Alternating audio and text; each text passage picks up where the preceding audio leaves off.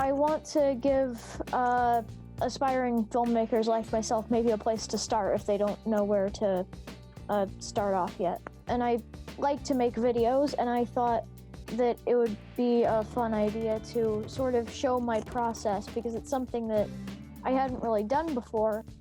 My favorite part was probably the editing process. I really like editing, and I really like getting to put together all the footage and the audio and syncing it all up together to make one really nice project. I was the only person who worked on the project. I used some stock media, but for the most part I gathered pretty much all the footage. I used plenty of my own pictures and my own resources, and I did the voiceover and I performed on camera and I wrote the video and I storyboarded it. So I did everything. I was every role in the production. Oh, hi.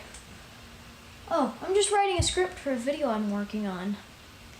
Say, do you want to know how I put together a video? Okay, I'll show you. Let's go.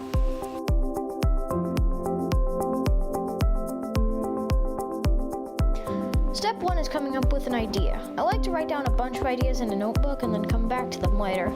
I'm not going to make any of these you see on the screen because I already have a specific idea in mind. Step 2 is writing a script. I use the demo version of Fade-In, which is a screenwriting software, but using special software isn't always necessary.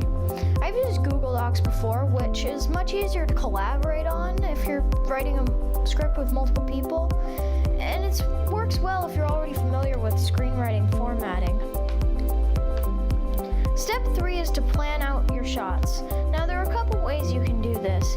You can either just write down which shots you're gonna do, like medium close-up of this thing and where you're gonna do it, or you can storyboard it out, which I like to do when I have the time.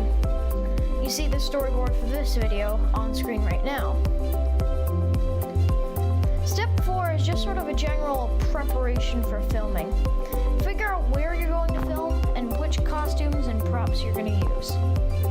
Step 5 is going out to film. More often than not, I just film at home, but filming on location can be fun too, if quite a bit more difficult.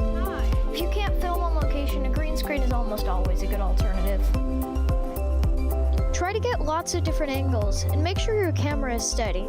If you're getting audio, bring a microphone or record in a quiet place, which probably wouldn't be on location. Step 6 is editing.